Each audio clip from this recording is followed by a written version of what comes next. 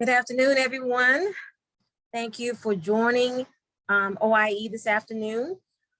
This presentation is called Establishing and Maintaining Mentally Healthy Workplace Environments. And I think that past 2 years during this pandemic and a lot of things that has been going on since that time, I don't know about you, but people that I personally know have been affected in one of or several ways. And because of that, we take our whole selves to work. And the old adage of, leave your personal life at the door is kind of like, not, not real today, because we are who we are when we come into our workplace environments.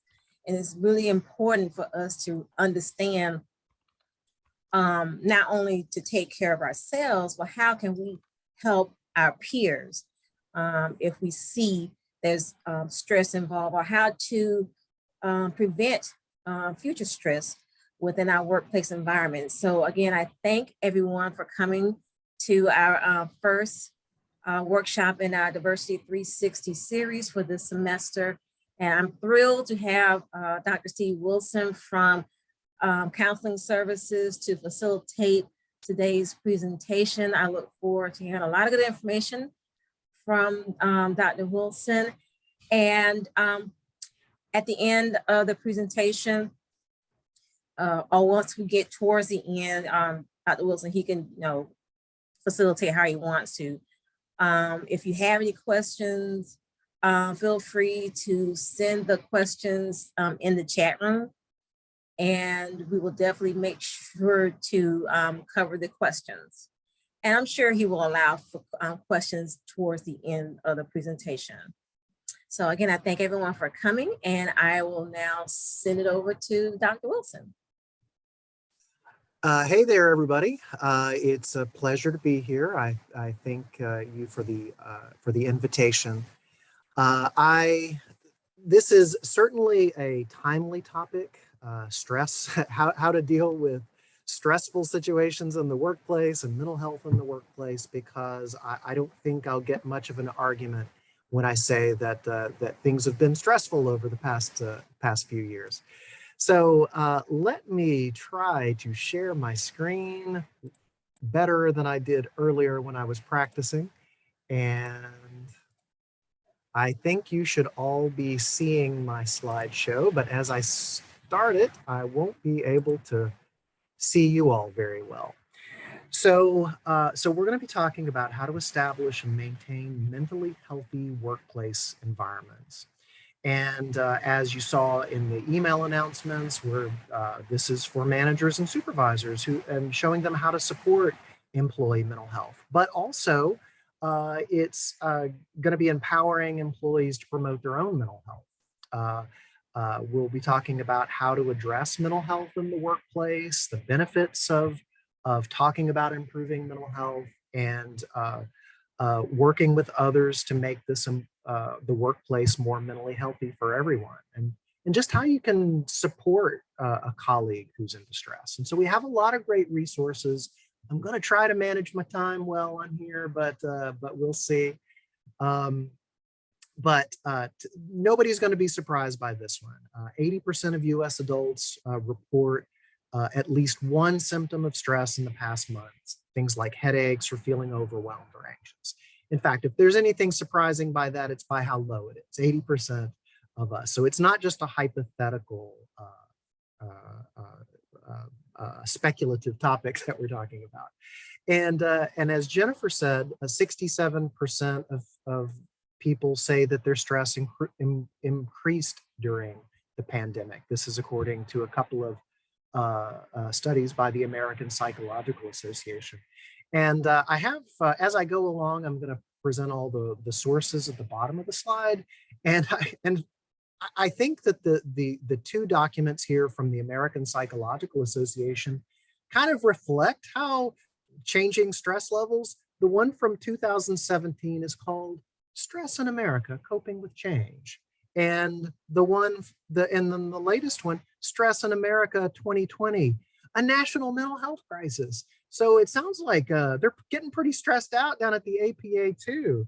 And so I think that all of us, even the researchers, are experiencing the stress. But okay, but what's the big deal? I eat stress for breakfast, and yada yada yada. We say we all think stress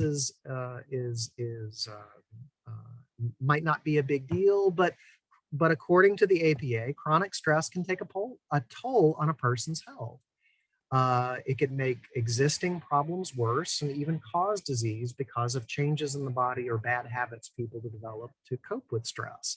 So we can cope in pretty bad ways by drinking too much, by eating poorly, by not sleeping, things like that. And the bottom line is that stress can lead to real physical and emotional health consequences. All right, so you name anything, and stress will pretty much make it worse. Depression and anxiety. There are real chronic stress can bring about chronic changes in the brain that can make a person more susceptible to depression and anxiety. It can make pain worse. It can interfere with our sleep, create autoimmune diseases, digestive problems, skin problems, heart disease, and blood pressure, can cause weight gain, reproductive issues, and it can affect the way that we process information and think and remember. And so chronic stress is not a joke. Now, I guess I should differentiate here for a moment: brief stress or moderate stress, because a little bit of stress can be good for us. A little bit of stress is motivating. Honestly, I probably wouldn't have made a PowerPoint today if I didn't have a little bit of stress in my life that was making me do this. And so a little bit of stress or temporary stress can be beneficial to us. It helps us get things done. It motivates us. But chronic or long-term stress really harms us by chronically activating the fight or flight response. Chronic activation of stress hormones can, again, lead to that laundry list of issues that I just read. So now let's kick it up a notch from just chronic stress, which can contribute to mental health issues. And approximately 21% of adults in the US experience a mental health issue annually. But less than half of people receive mental health treatment. Now, of course, not everyone who has a mental health condition is actively seeking treatment, but about 25% of people who were looking for treatment or wanting to access treatment couldn't. They found barriers that were sometimes related to being uninsured or underinsured, or high costs, or just limited availability. There are mental health shortages of mental health providers, particularly in rural areas like ours. So let's break down who are those 21% of Americans with mental health issues. If you this table is from the Substance Abuse and Mental Health Services Administration, and this is in our far left column. We have that 21% category, but then we start breaking it down demographically. Maybe this, I hope this is not too small for you all to see. I see a lot of people squinting and leaning forward to see this, but disproportionately, women are far more likely to experience a mental health diagnosis.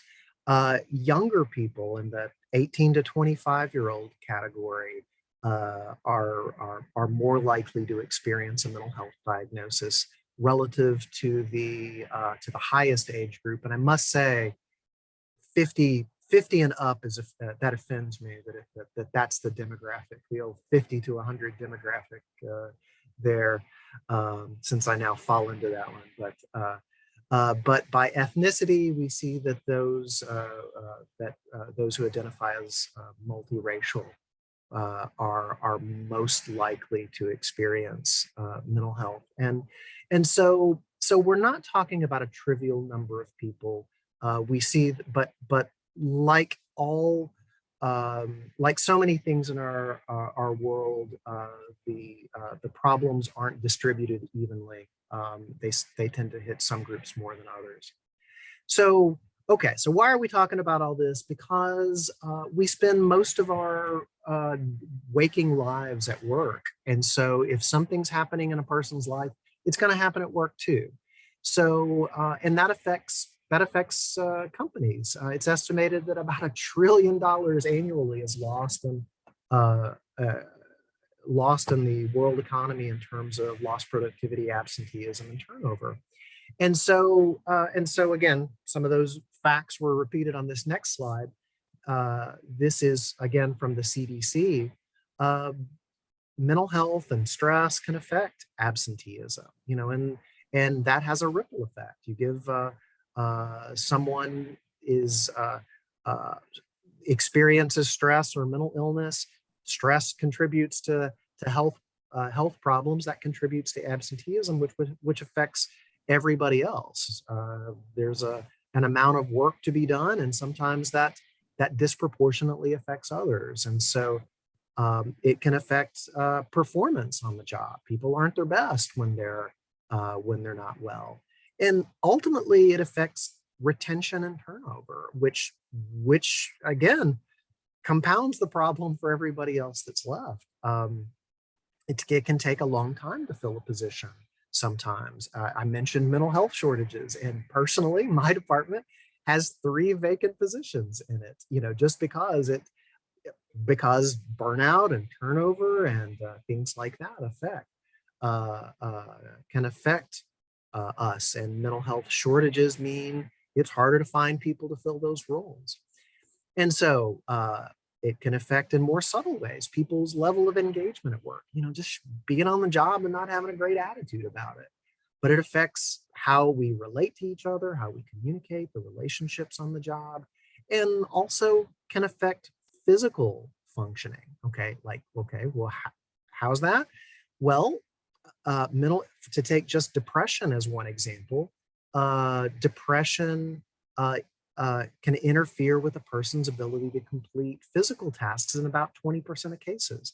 And in about a third of cases, it affects people's cognitive function. Okay, well, I don't know about you, but I don't do my job very well if I can't maintain focus. I've got 1,000 things I've got to remember to do, and not being able to concentrate and follow through with things and remember would certainly affect how long everything takes and how well it gets done. And so again, these are real impacts that occur. So what's the link between work and mental health? Well, sometimes it can be in a very positive sense. To point out the obvious, there's a financial benefit to people from being in the workplace. You might not be surprised to learn that studies show people enjoy getting paid. Okay, not exactly groundbreaking, but having a stable income is a positive effect on someone's mental health. A job can add meaning, structure, and purpose to a person's life.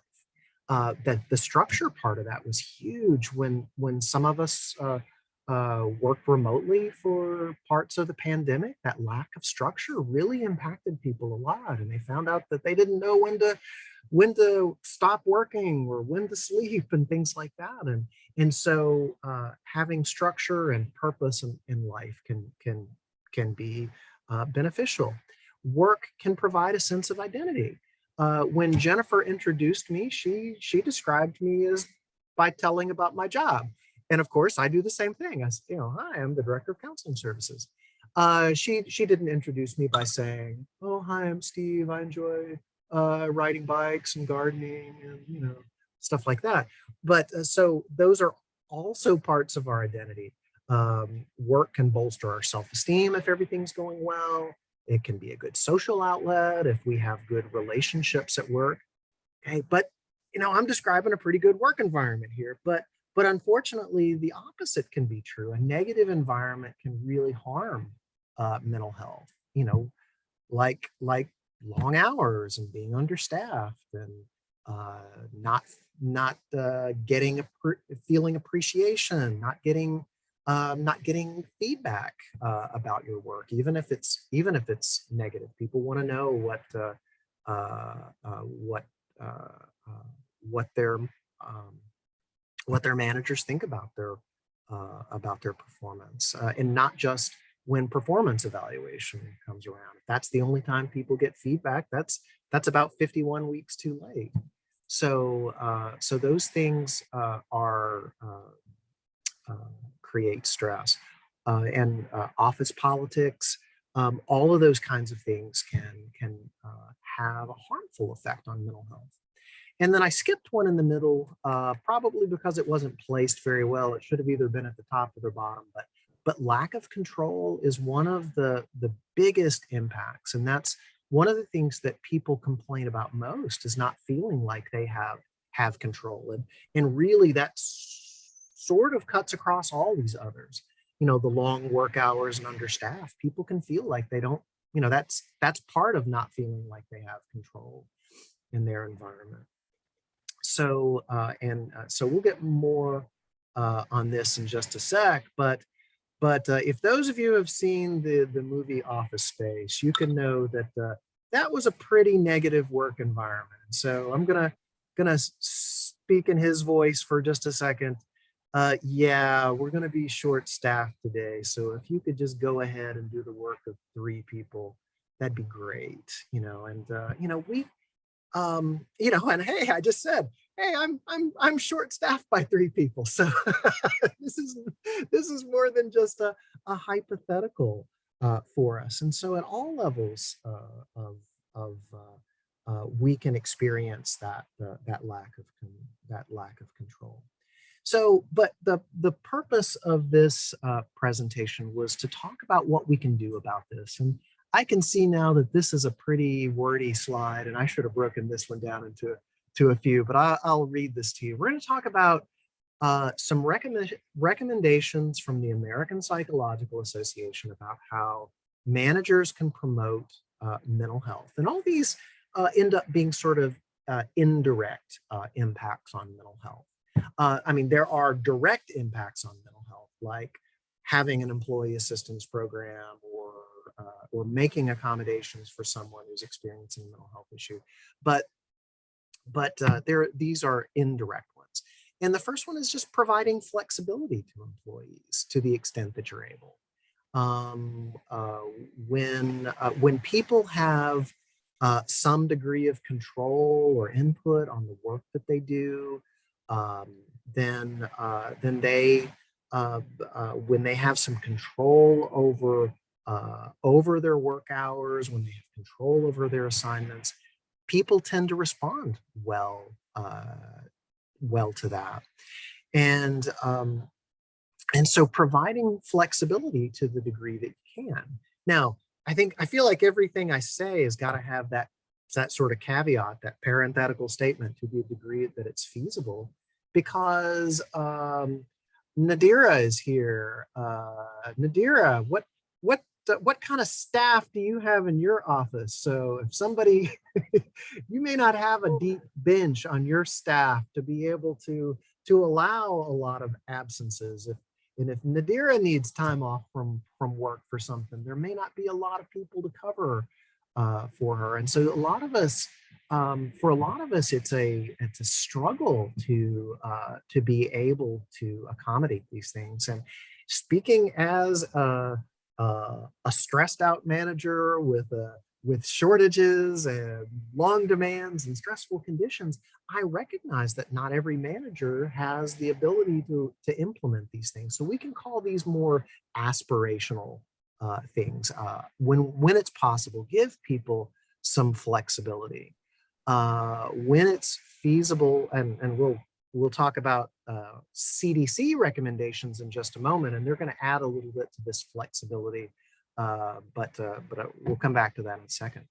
Provide support is the second bullet point. That could be emotional support through just talking with people, by adjusting their workloads, by letting them helping them prioritize what are the highest profile things. Sometimes providing support can be just creating an opportunity for camaraderie, whether that's just a small thing. This week, I brought breakfast biscuits for everybody in the office, just so that we could have 10 minutes to stand around and kind of interact with each other and remind ourselves that we're part of a team. Sometimes pulling together around a common activity. Sometimes that's directly a work-related activity, but sometimes it ends up just being the kind of the silliest things. Like right now we've decided to join the office door decorating contest for the homecoming. And it's a silly thing, and it was just goofball ideas that we were coming up, and it's funny that a small thing like that ends up creating a supportive environment. And so letting people know that they're cared about and can come in a variety of forms. And then Dr. Wilson, I have a question. Yeah. That was sent to me. The question says, can the behavior of a narcissist contribute to the mental health of their coworkers? Well, I bet you're going to guess the answer to that is yes. I think, by golly, it sounds like that's a complicated. No one in my office. No, sure. That was probably wise. I'm sure you had to go on record as saying that when you're right there. You got to make their coworkers right there. Don't say anything.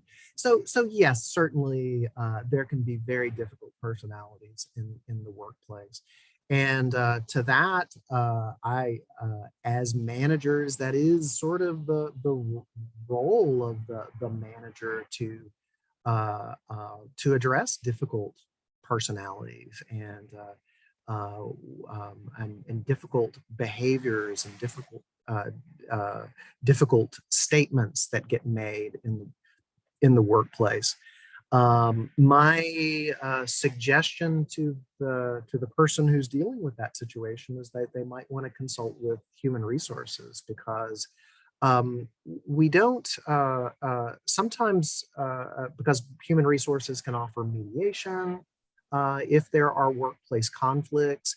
And also, if this is a manager who's presented that question, then sometimes knowing the right approaches for documenting what's going on and sort of the way the question was presented is a very natural way of expressing that. I've got a narcissist in my office, but we can't discriminate against people on the basis of a personality style or a diagnosis, but the way that behavior might be manifesting in the workplace, which is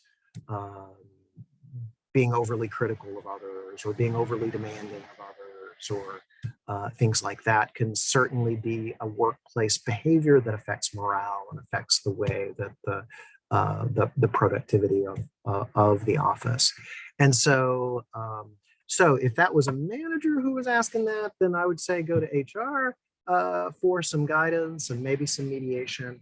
If sadly, if it's your manager who's the narcissist, then that's a difficult situation too, and you might also go to HR for that. You might also seek support through the employee assistance program or other things. And if that's something that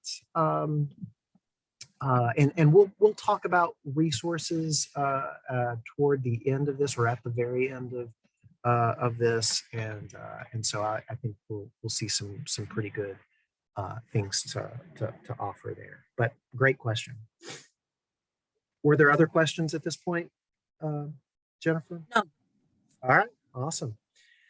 So, so now gonna same topic: how managers can promote employee mental health. But these are CDC recommendations, the Center for Disease Control, and these are a little bit more direct.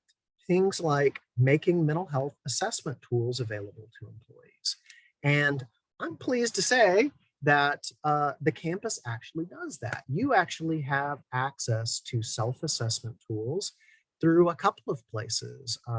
You can find some through the USG wellness programming that's available as part of your benefits. That's on the Human Resources website. You can also find some links to this on the Counseling Services website. Some self-assessments, again, that I'll point to here in a moment. And we have some through the GC Mental Health website. I'll be pointing to all these in a moment. So I'm glad to say that we're the first one. We knocked it out of the park for the CDC recommendations. And so offering free or subsidized clinical screenings for depression from qualified mental health professionals. Okay, this one's going to follow into the more aspirational one, or it kind of blends into some of the others, because because the next two would actually, let's just actually consider those first, and we'll come back to this one. Our employer offers health insurance that has low costs for mental health counseling. It's treated at the same rate as other mental health conditions.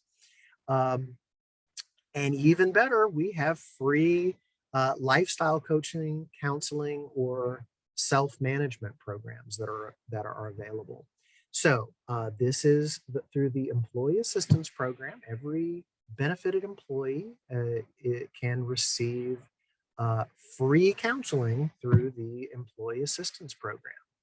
And the free counseling is offered by licensed mental health professionals. And each of you, and including members of your household, can get 4 free counseling sessions per issue that you present with. So I can go in and get my 4 free counseling sessions for my workplace stress, and then later, if I want to get, I can work on my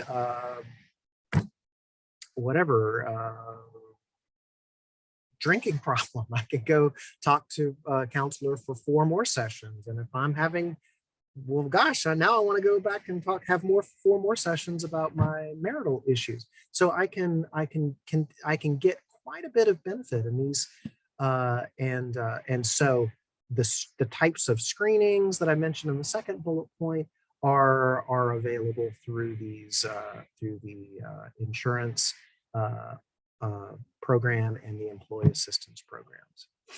I'd like to add that Kayla Brownlow, who's a participant today, she sent a message for everyone that information that you provided, Dr. Wilson, is available 24/7, 365 days a week, 100% confidential. Yes. Oh, yes. I'm so glad she said that. And Kayla is the perfect person. You've probably got a bunch of emails in your inbox right now from Kayla talking about these great resources. And so I think we're knocking these CDC recommendations out of the park in terms of directly promoting mental health. And these resources are available to anyone who wants to use them, and they're great. I've taken part in them. Myself, I love the wellness programming. I love those walking challenges. It is just crazy how motivated I am to go out and walk 10,000 steps a day because I'll earn $10 at the at the end of it. It's such a disproportionate amount of effort that and I'm so motivated by that, and I love it.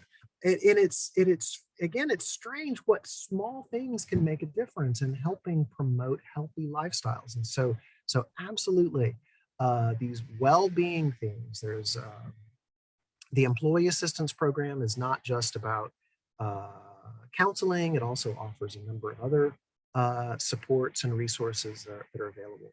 And yes, Kayla, thank you for saying that. Everything you say to a mental health professional is private and it won't get disclosed back to your employer. You don't have to worry about that. Or if you go to your insurance provider, it won't be disclosed back to others. So other ways that, excuse me, the self-management programs. I forgot to mention on the counseling services website, there are some resources that are available for employees as well. It's a library of self-help materials, and I'll cover those in just a moment. So other ways that managers can promote employee well-being is just making flyers available. This EAP flyer comes around.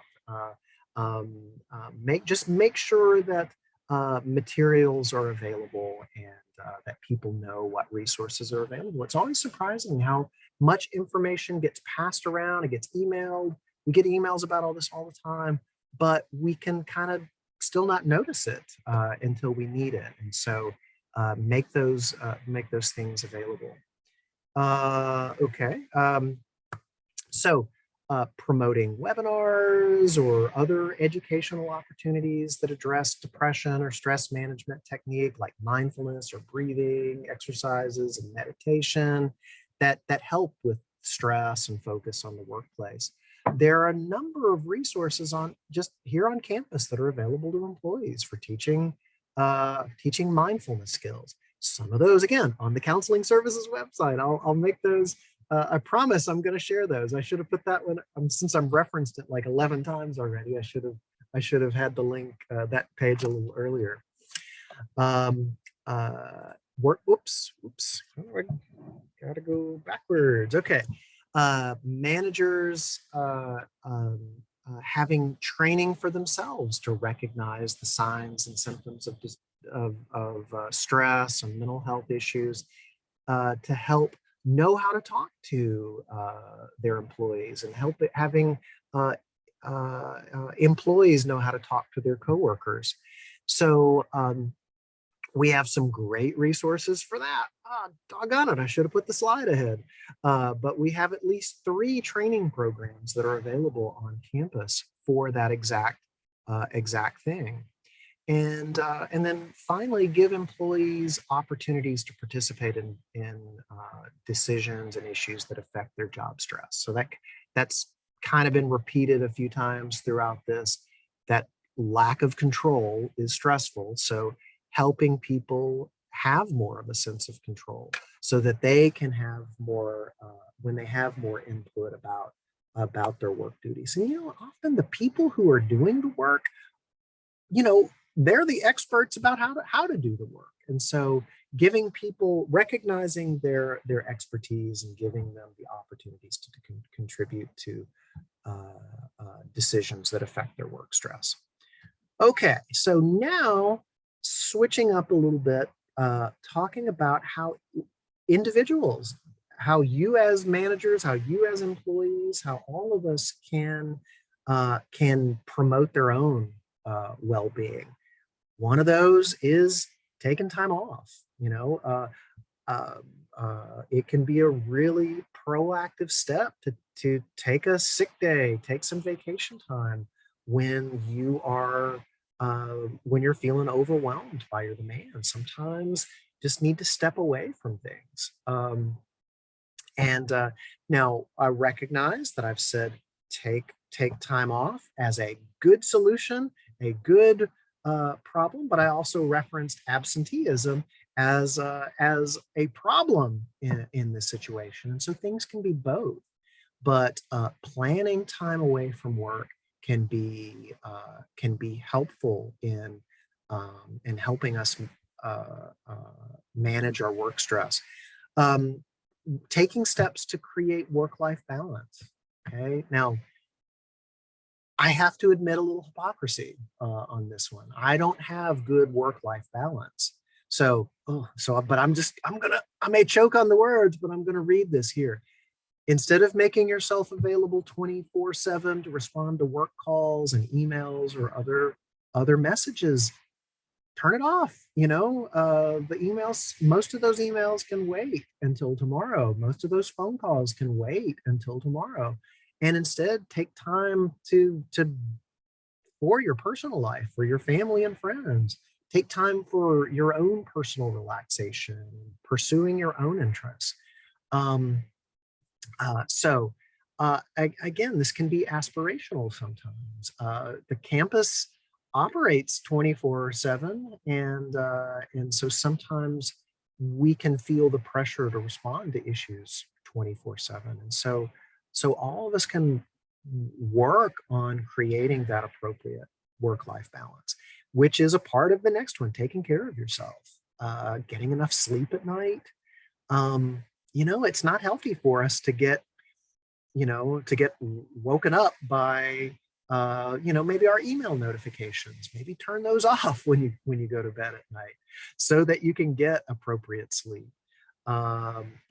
Eat, have a healthy diet, get enough exercise. Those things can be really beneficial. Now, in the workplace itself, try to identify the ways that you can find meaning and purpose in your job. Even if you don't love your job, there's some importance and meaning to us. Maybe that's focusing on how your work helps others, or focusing on the relationships that you have with your coworkers, and sometimes that might be looking for more training experiences, to help us grow within our job. But I want to share something. I want to share a story with you that I find so moving and so touching. And it's from a kind of a not very professional resource. I've been citing the CDC and the American Psychological Association so far, but now I'm gonna cite Humans of New York. And this is such a touching story. I'm from Ghana. I'm always smiling. People ask me, Isaac, why are you always smiling? I tell them, what else can I do? I'm so blessed to be in this country. I work for customer service at the CVS, and I love it. CVS is the best place, and I love it so much. Okay, now just let that sentence sink in for a minute. The CVS is the best place to work. I help people with their needs, and it makes me so happy. I help them with their coupons. I help them with their medication. People bring me their challenges, and I solve their problems.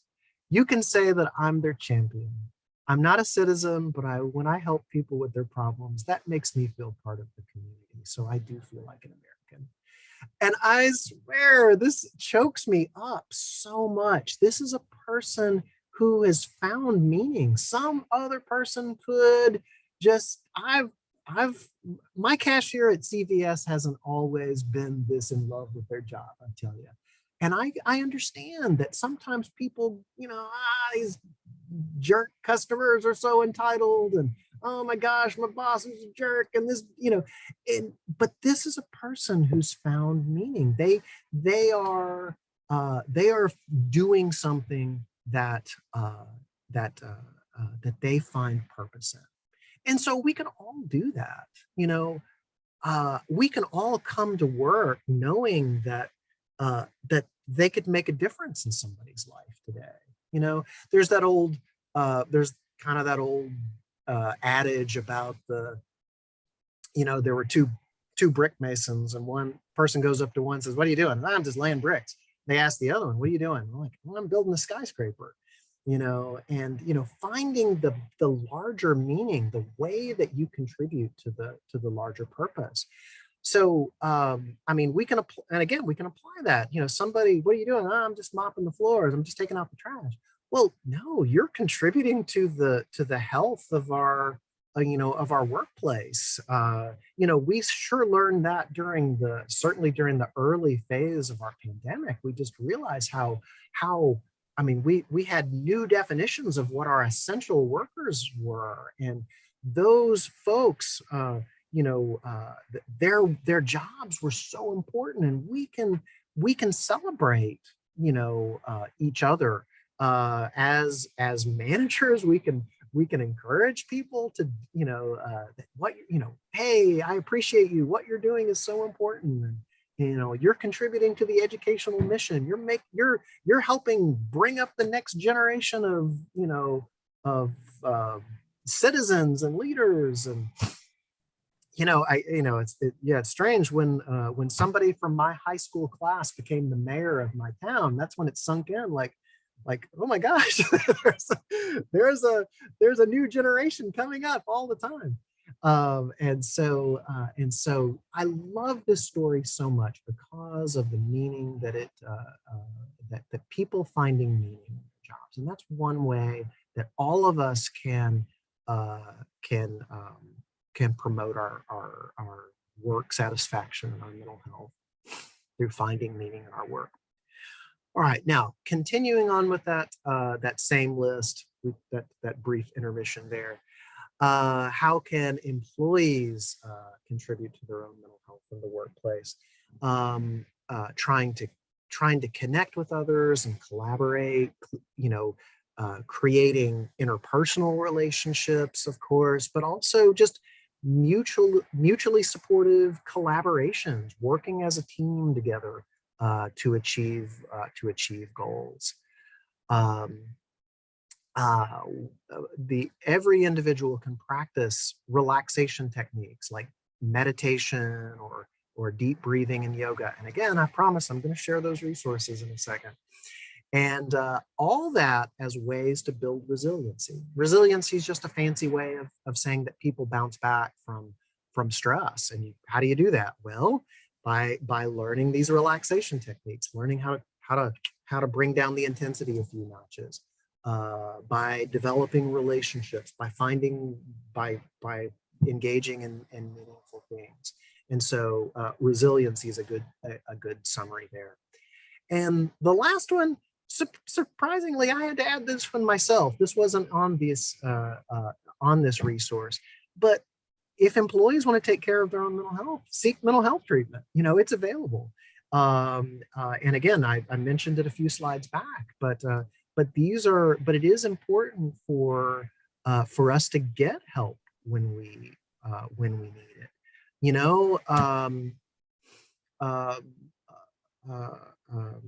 Taking, on the last slide, I said, take some time off, but depression isn't going to be cured by, a day off. Relaxation techniques are great, but it's not necessarily going to be sufficient if you have a diagnosed mental health condition. So seek treatment if that's needed. And I think finally I'm going to deliver on that promise with this next slide. Yes, treatment resources. Okay, so here they are. The Employee Assistance Program, and Kayla can tell me if any of this is wrong, but I think this is accurate information about how to find information about the Employee Assistance Program. It is available on the Human Resources website. It can be a little hard to put your finger on it exactly. Kind of had to search around a little bit, but this is available here. You can get treatment from a mental health professional at the Employee Assistance Program. You can get it through your health insurance. Now, I like free things, so I'll take the free option and then maybe go to my health insurance option. And Kayla, she sent the website correction. Doggone it. Yes, she sent it through the chat. So everyone, be sure to look at the website that she has uploaded in the chat room. All right, thank you for that. Okay, cool. Good to know. Let me copy, because I thought she sent it to everyone, but I will copy this and send it to everyone. Okay, so the Employee Assistance Program is available, although not where I said you'd find it. Health insurance is available, but not everybody has health insurance, and some of our employees are maybe part-time and might not be benefited. And so there are some local mental health centers that are available that on they charge people on a sliding scale. In fact, they get kind of excited at the Oconee Center because they have a grant for providing treatment to uninsured people, and so they actually get paid slightly better for their uninsured uh, uh, customers over there than the ones with insurance. And so these are resources for getting support from a mental health professional. And and then there are some self-help resources that are available. TAO, which is I said is the library of self-help resources that's available at the Counseling Services website. It's free for employees as well as students. And it is a library of self-assessments, interactive exercises, videos to watch, articles to read about a range of topics. And there are some of them are just single session things. You can watch a 10-minute video on this thing, or they're part of a series that you can, find. You can watch these episodes or module 1 through 20 of these ways to cope with your social anxiety, or ways to improve your sleep or improve communication with your partner, about a variety of topics. And I'd encourage you to check this out. This is really, it's really great resources. It will teach you mindfulness and relaxation skills and meditation. It's such a fantastic resource, and I'm proud that it's available. Resources are also available, mostly self-help kind of resources and articles and self-assessments at the GC Wellness Hub, gcwellnesshub.com. And I will, and again, links to all this are available at the Counseling Services website. If you go to gcsu.edu/counseling, it's all there. You will see links to the resources, primarily through the link. There's a link. Well, there are several links, and I'll doggone it. I'll put. You should have put these slides in ahead. They're up there. And at the Georgia College, the USG wellness programming, the well-being Wednesdays and Money Mondays, and all those great incentives and articles that are available there. Now, I also want to share some free treatments resources in the community, some of which are for specialized groups. Again, this information, here it is, finally found it, gcsu.edu/counseling at the Where Else Can I Get Support tab. It has information about how to get free counseling for people who've experienced sexual assault. At the Bright House. There's free counseling for veterans available at the VA clinic. There are free peer supports available in the community. Now, these peer supports mean it's not led by a mental health professional, but and so it's not appropriate for it's not appropriate for everything, but it is a good source of support. The Veterans Crisis Line, or Alcoholics Anonymous, or Narcotics Anonymous, and Al-Anon, which is actually for the families, support group for the families of those with substance abuse issues. We have a number of faith-based supports in the community. And again, these are most of the time are not going to be led by a mental health professional, but there's one of our churches does a 12-step recovery program. The Jewish Association for Alliance for Mental Illness provides online mental health services for those in the Jewish community. We have one for the Institute of Muslim Mental Health, which provides education and wellness and mental health resources. And there are, again, several of the local churches provide the Fresh Hope support. We have Stephen's ministry at the First United Methodist Church, Grief Share, which is to help those who, it's a structured kind of workshop, workbook-based program for those dealing with loss. And then just a care ministry, which is for, kind of peer mentoring. So a lot of great resources that are available that people just wouldn't necessarily know about. So, and realize I'm running out of time here. So again, most of these are things that I've mentioned. I said I was going to get to, so I'm glad to finally get the payoff here. Information about these trainings to help you talk to someone about your concern for them. It can be intimidating to talk to a person about mental health. We worry about offending somebody. We worry we might make it worse. We might alienate them, and so sometimes we can feel kind of inhibited from just mentioning when somebody else has a concern, even though it's obvious. So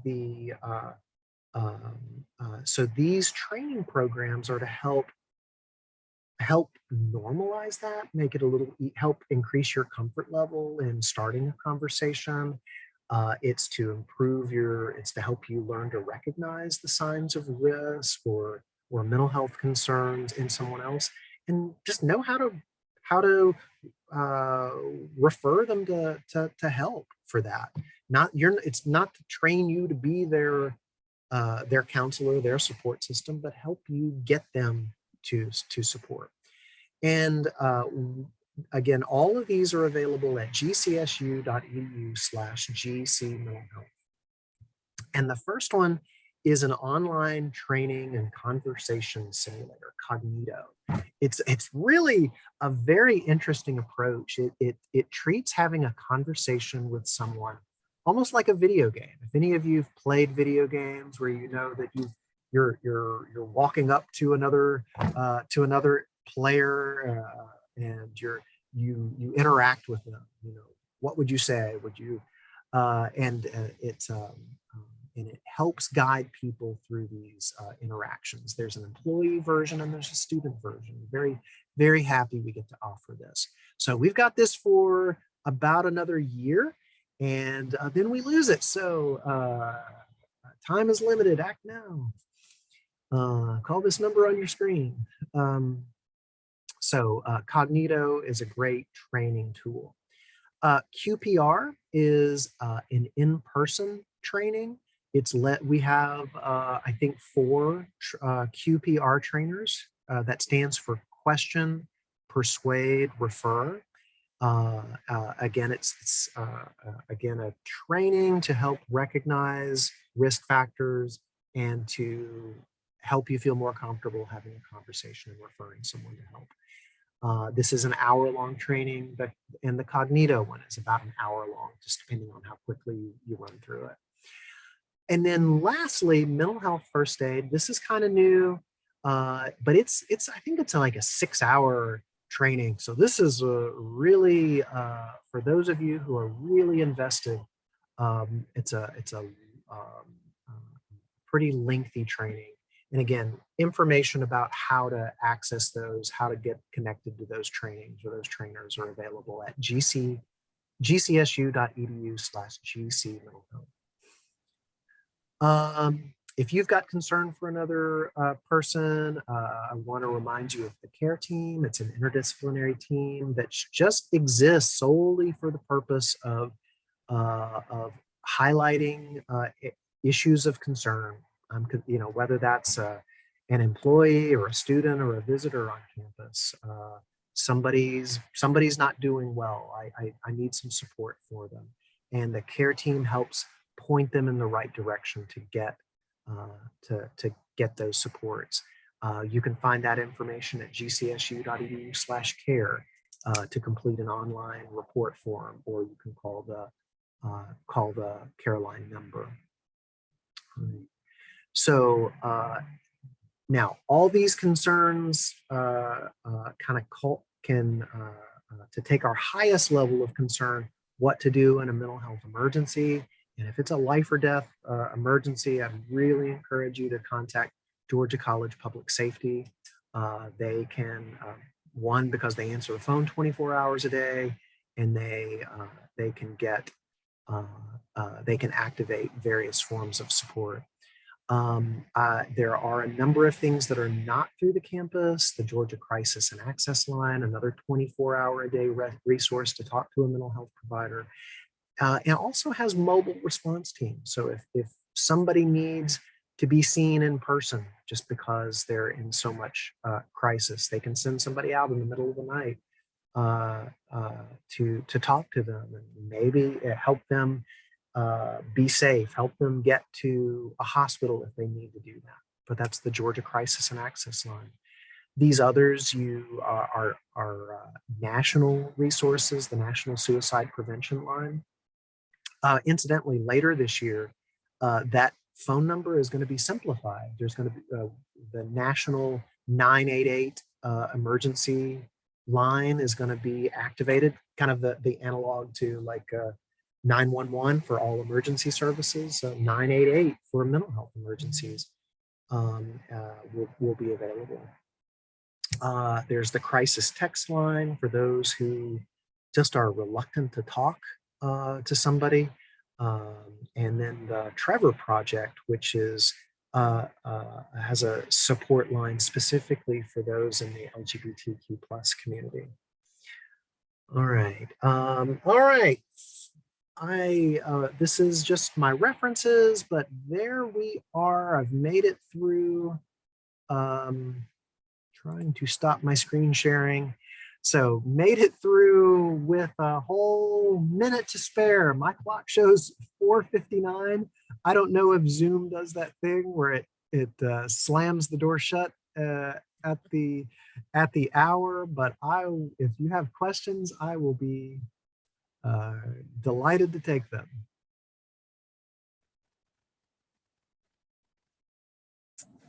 Just wanted to say thank you so much for sharing with us today, Steve. A lot of good information, some of which I was not aware of. So I'm glad to see the information. Probably getting with you to get additional information, those resources. If anyone would like to get those resources, if you didn't get a chance to write them down, just let me know. I can get with Dr. Wilson and see if we can get that information sent to you.